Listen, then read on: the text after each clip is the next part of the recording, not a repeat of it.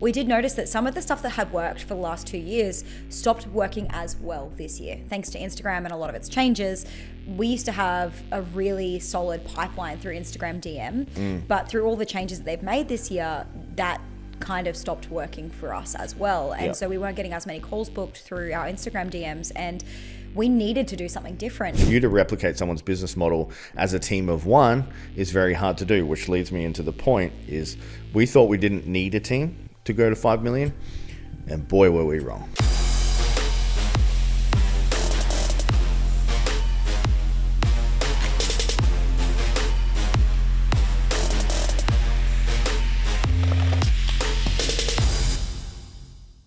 Welcome to the Success School podcast. We're on episode 75 today, and we are super excited. We're around Christmas time, so it should be very festive. So close to Christmas now. It's my favorite time of the year. Tim, is it your favorite time of the year? Man, tell us about our first Christmas together. So our first worst Christmas day ever. So like, you just think that what happens in your family is normal, like I made the assumption that everyone's families were the same as mine, and we're pretty, I guess, fortunate that we don't have to kind of share Christmas Day with our families because German Christmas, but German Christmas happens on the 24th, and obviously Australian Christmas happens on the 25th. And so we had the full day with my family, which, and it was our first Christmas together. And Tim just had no idea that as an only child in a house where gifting is a really top priority love language, we spent literally how many hours? Like 3? 3 hours unwrapping Steph's presents. Unwrapping presents, basically just for me. My parents aren't like wealthy, but they love to like save up all their money and then just buy. I thought you guys were taking the piss. Yeah. Like I was like, this can't be fucking real. Like, and then I used to get one present. Like I got a bin once for a Christmas present. Like that was it. Guys, I'm not even kidding here. A bin. What do you mean a bin? Like a trash bin, like for in my office. What did your parents say? Like, what were they thinking? They were like, yeah, it's been hard this year. No, they weren't. Seriously, I'm not kidding. Like, you can verify with them. Like, I got a bin for Christmas. The one after, I got like a notepad, like organizer thing. Oh God. Yeah, it was now you get the best. It's pretty tough just out, wait. you know? This year, I have spoiled you. Yeah. Yeah, I'm excited. So I come from nothing, guys. I mean, I also come from nothing. I got like secondhand shoes one year. I mean, you got 30 presents though. Yeah, but like some of those were toilet rolls. Do you remember? Yeah. 100%. All right, my personal update. So I've been really generous in our relationship, and I went and got Steph a pair of rims and tires for our car for our Ram 2500. So we're preparing for our big Tasmania trip coming up. So we're driving from Perth to Tasmania, then up the coast, and then we're flying over to Thailand to run our retreat next year, which is super exciting. But I had to get, for our safety of the family, and obviously Steph really wanted these, but rims and tires for our truck. Yeah. Steph, how do you feel about them? I mean, the most hilarious thing is that they're absolutely not for safety.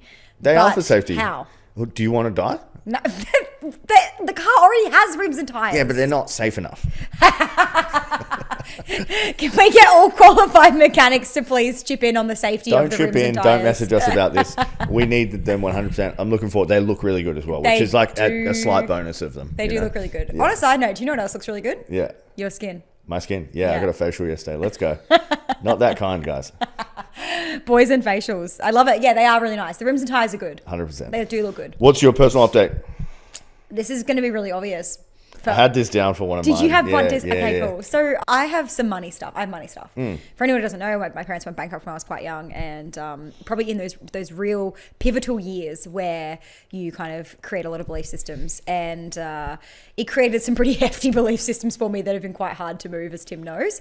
And one thing that's helped astronomically has been our money meetings every Monday. Yep. And so our money meetings, we go through all facets of money, not just what's happening in the business and business money, but also all of our personal finances as well, from superannuation to investments, portfolios that we have, to how much money we have in our bank accounts, savings accounts, our mortgage, our loans, how paid off they are, like lots and lots of different things. And it just kind of gives you, it spits out like an overall, I guess, position or financial position for you. And it's just so much more comfortable just knowing exactly what our financial position is, and also just seeing what's tracking up and what's tracking down and why that happens. And It's been phenomenal. It's so cool. Yeah, so tactically, guys, we literally have a spreadsheet as a column. So we have all the things that Steph just mentioned, all the different like savings, crypto, silver, all that type of stuff in a column. And then every Monday we just add to the column and then just look at the value of everything, how much the bank accounts have increased or decreased, etc. And then the overall position we track on a graph as well. So it takes us about 10 minutes. And it's 10 not, minutes. yeah, when we say money meeting, it's like look at a spreadsheet, be like thumbs up, thumbs down. What do we need to change? Like that's it. It's really mostly just simple. holding each other accountable to actually enter the data so that we can track it. Yep. And I think the thing that I've loved the most about it is that it's become very apparent where money gets made passively, Yeah. which has been really cool. Like we have a Vanguard, investment portfolio, and I realized that the money that was sitting in my savings account in my bank was not going anywhere, but the money in my investment portfolio was going up and up and up and up and up. And also I just put all the money from my savings account into my investment portfolio. And you just make better decisions when you can see it. 100%. So Not obvious. financial advice, guys. Someone actually told me off of this. They messaged me on Facebook like, oh, you can't say that you're using an Amex because that's financial advice. I was like, no, it's not. I'm just saying I use an Amex. Yeah, we have a Vanguard account. That doesn't mean you should get one. Fucking Karen. Like, leave me alone, internet Karen. That does not mean that you should get one, guys. Not financial advice, but it's these are decisions that we make with our money, and it's been cool. I love it. Yeah, 100%. So what are we talking about? Okay, so first of all, Merry Christmas, guys. Super excited. 2 days away. Hope you get better than a bin this year. Yeah, for hope that Christmas you get present. spoiled with more than bins. We are talking about today our biggest fails of 2024. And I thought this would be a cool episode because people love vulnerability and authenticity. And we have failed probably a lot this year.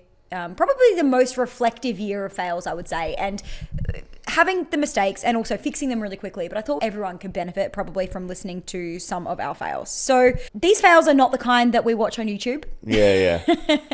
We do love a They're fail. not falling over and like slipping in a puddle. Yeah, slipping in a puddle fails. Tim and I are I love them. We're big fails fans. These are not those kind that are on YouTube. Some might be funny, but hopefully they give you guys insights into what running a business of this size looks like, and hopefully, mistakes that you can avoid making in the future as well. So do you want to kick us off, Tim? I'm going to ask you first. Do you believe in failure? Oh man, I sound like such a quote, but Do there you is no believe failure. There is only feedback. And like, it sounds super lame, but I do agree with that in its fullest. So our first one is traveling too much without time in between. We kind of went on a little bit of let's just say lifestyle push with our marketing for quite a while. And we said things like, yeah, you can just run a business from anywhere in the world. You can travel nonstop and be successful. We did that, and we proved that we weren't at the skill level to execute that and still grow adequately. So we went 4 months, like 4.5 months on the road fully. And that was Europe, that was Northern Australia in our caravan, and that was Fiji, and then that was everywhere in between. And it was pretty hard to just do the basics in business. Yes, we could jump on coaching calls. Yes, we could coach clients, but any like growth style activities were very hard to do. We're kind of at the point now where we said maybe 2 weeks is tops, and then we need to be home for at least 2 weeks just to maintain the momentum in business. We found our staff were like even just getting pissed with us because we couldn't have a meeting, which was frustrating, and it was very hard to just knock out projects. Projects, especially probably at the stage we're at now, is other things that are going to take us forward.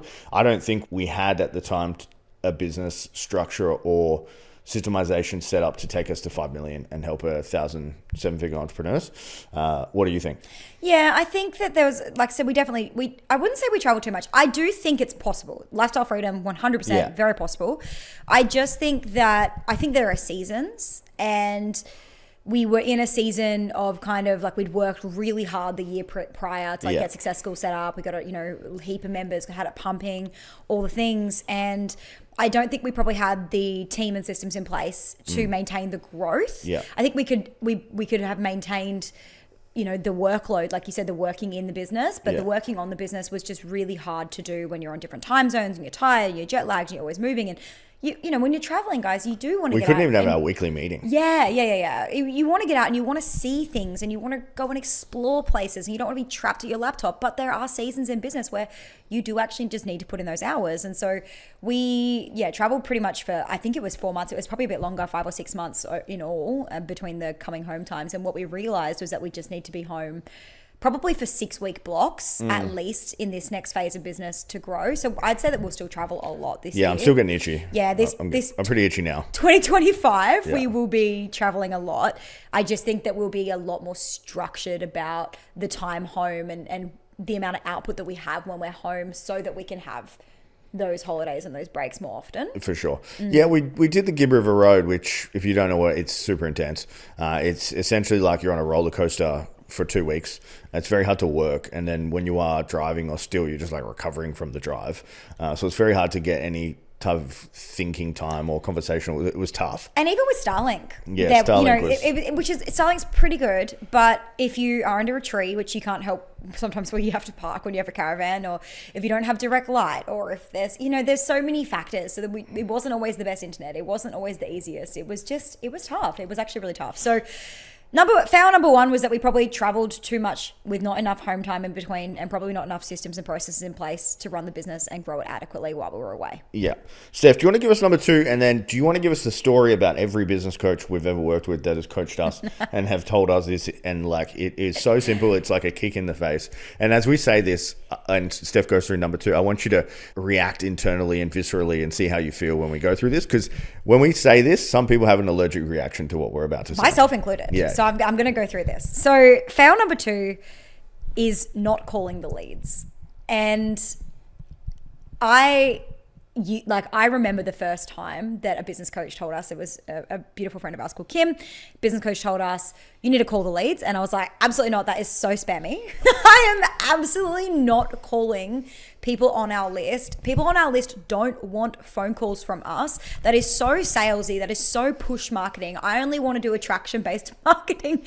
I had all these stories, and you've been told to call the leads 1,000 times. Millions. Like, this is more than that. For 10 years. Yeah, in the gym as well. There was a call the leads. And did you guys call the leads though? We did, but shit. Like, it wasn't like this. Yeah. So call the leads.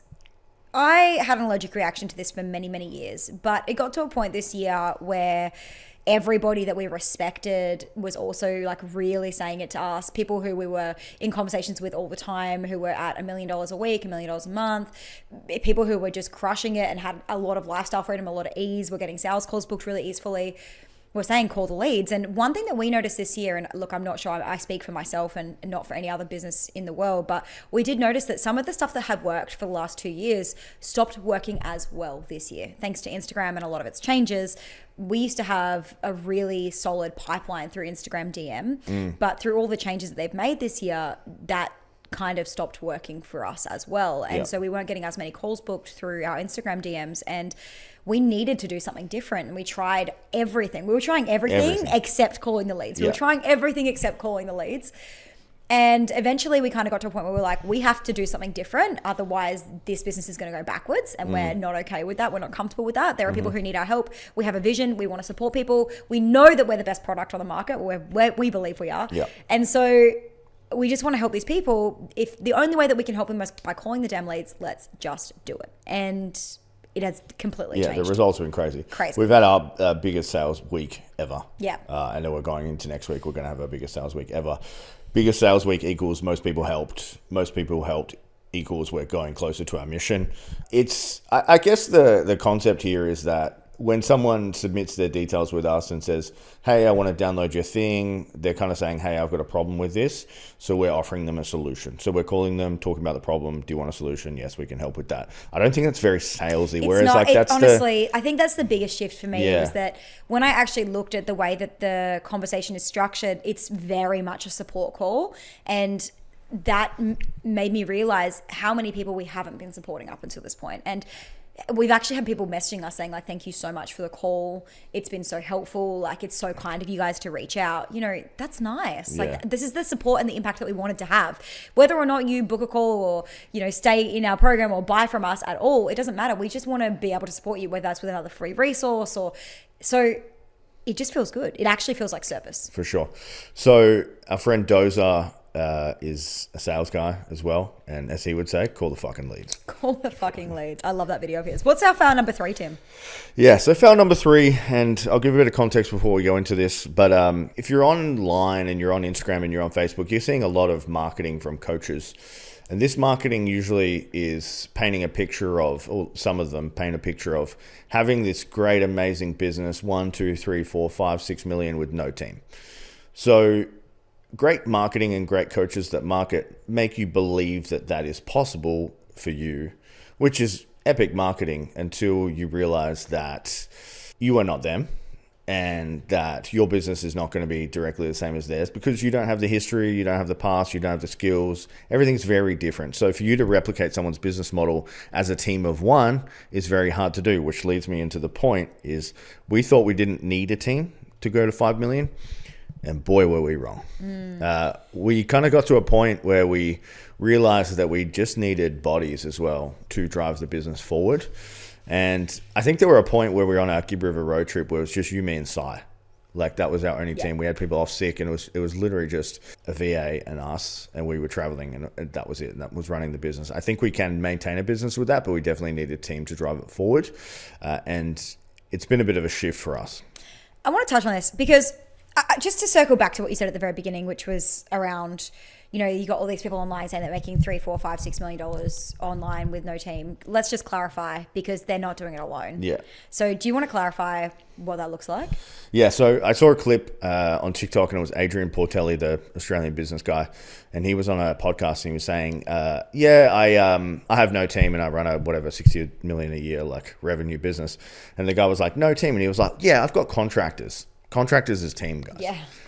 So it's not you doing everything in your business. That's what I mean by no team. Like when we say we had no team, we literally had us podcast producers and that's it. So if you have contractors, that's team. Yeah. And I think for us, you know, when we say that we didn't, you know, think that we needed a team and that was a big fail for us, we didn't have, first of all, probably the right people in the right places. And then secondly, we weren't really seeing, even our contractors, making them feel like a team has been a really big shift for us this year as well. Having regular team meetings, doing regular upskilling, like all those things that, you know, we got distracted with when we were away or we couldn't make happen and all those things. And since we've solidified the team, you know, we've got merch, we've got all this cool stuff going on, and, you know, we're having these team meetings, we're having these powwows, we've got epic like bants and the chats and all those things are going off again now. It's like, it's so much. Everyone wants to be there. Everyone wants to be part of it. Everyone works harder. It's just been super fun. It's actually been super fun. And I think that we got told or bought into some marketing that we didn't need a team. And I genuinely think it held us back for some of this year because I think we would have been much further ahead and probably had a lot less stress if we'd have had the right people in the right places earlier on. Yeah, for sure. I fully agree. I don't think there's too much more to add there. Maybe just some structural stuff around team. Like we just have a team meeting on Monday. Everyone jumps on, presents their KPIs for the week. We really focus on the numbers. We pick the 3 worst. Everyone starts with what's going well in their life or business, go through their KPIs, then we go through the projects, we jump off, and then we just communicate in chats throughout the week. And then we do one-on-one meetings, which are like 10 minutes if needed throughout the week. So it's not really much to manage a team when you've got the right team as well. When you've got like not good people on the team, it's quite hard. Yeah, definitely. Do you want to give us number 4? This has got you written all over it. This has got you pasted up and down. I feel like this has got my name all over it. Fail number 4 is worrying too much about things that don't matter. I'm so guilty of this. Dude, I am so guilty of this. I can get so hopped up on things that just really don't matter or won't make an impact in the long term. I can get really hopped up on little sideways comments from a client. I can get really hopped up from what someone's doing on social media. I can get really hopped up about, you know, a number tracking backwards for a day on a KPI. I can get really hopped up about things that just don't matter. And I think when it comes to especially things like KPIs and maybe the numbers not tracking in the way that you want them to, something that's really helped me has been zooming out and realizing that you shouldn't measure the KPIs daily.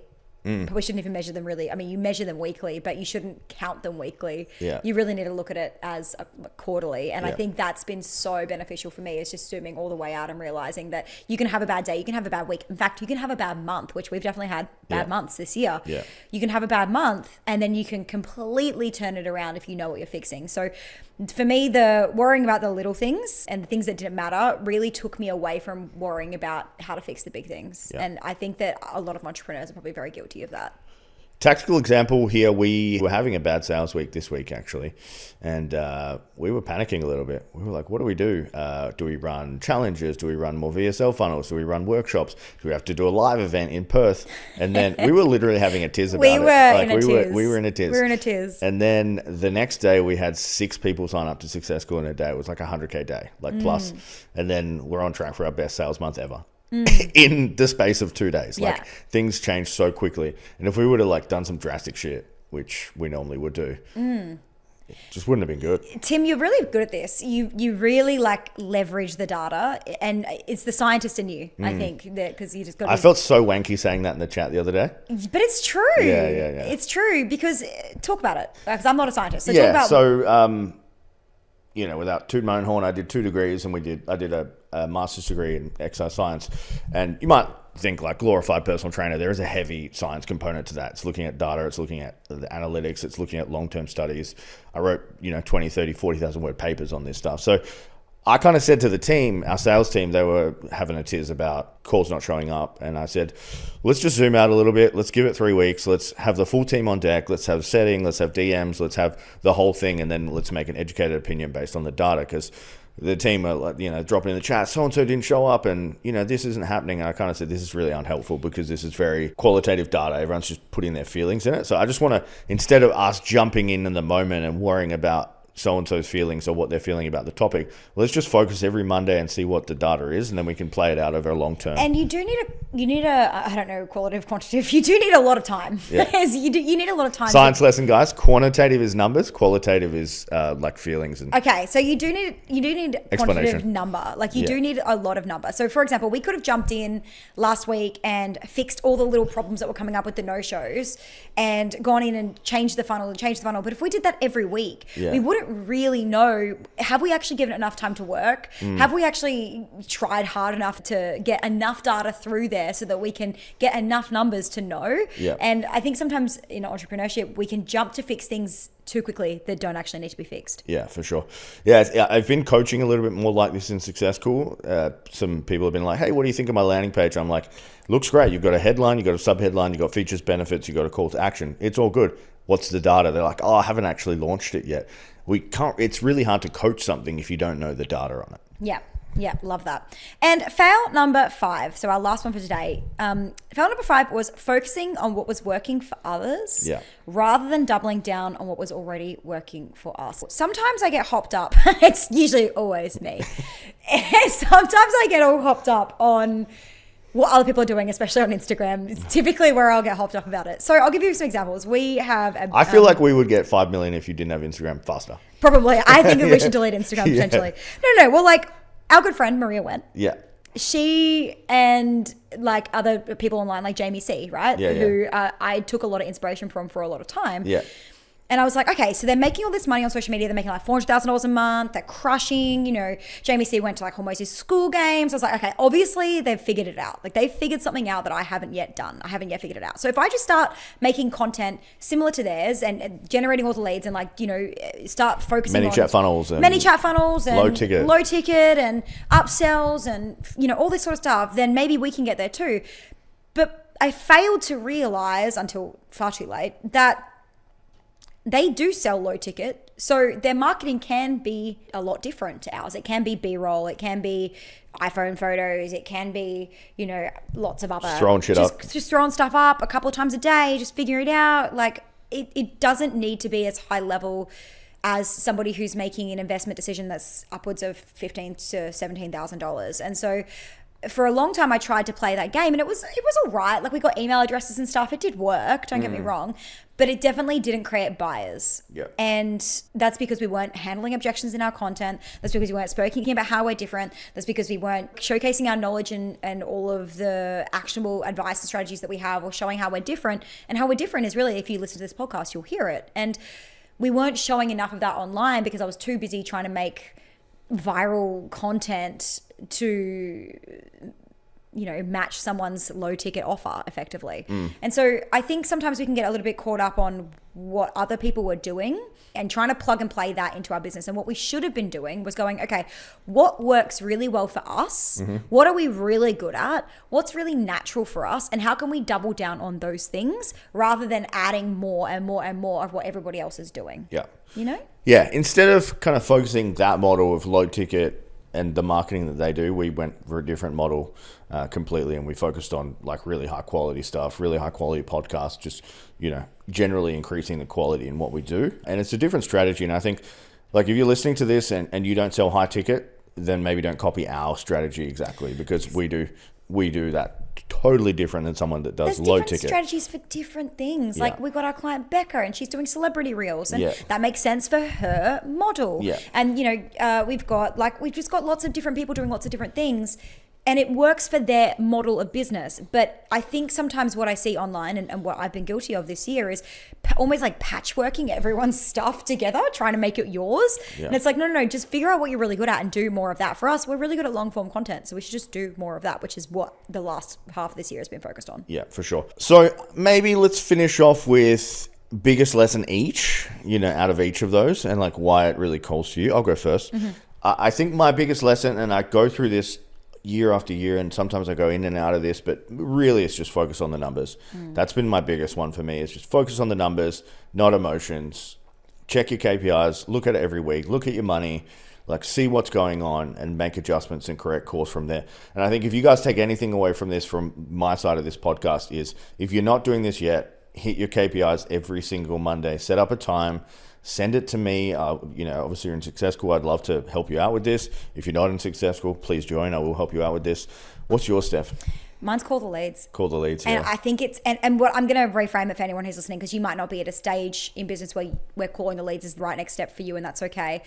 But the lesson here is to reframe sales. Because sales are not gross and they are not sleazy. And I've become okay with sales over the years, but for some reason calling the leads felt like a bridge too far. And I think that everybody probably has a version of that in their world, whether it's making an offer or doing a follow-up phone call or asking for payment on the call or even asking for a sales call. And I think that regardless of where you're at, you have to see sales as service. Someone is going to buy something, whether it's from you or somebody else. And it may as well be with you, because you know that you are great at what you do. And if they go and buy from someone else, they're probably going to have a shitty experience and they're going to have a crappy time. And so you're doing them a service by getting on sales calls, by calling the leads, by reaching out, by sending the damn DM, by following up. You are doing them a service, and you have to see it that way if you're in entrepreneurship. I love that. All right, guys, if you got any value from that at all, please subscribe to the show, whatever platform you're on, if that's Spotify, Apple, YouTube. This is our first YouTube episode where we're going to have 3 cameras. So the TBC team will be jumping through all different views, so you can see a close-up of Steph, me, as we're talking. It's going to be super cool. And as always, guys, we'll see you next Monday. Thank you. Merry Christmas. Merry Christmas.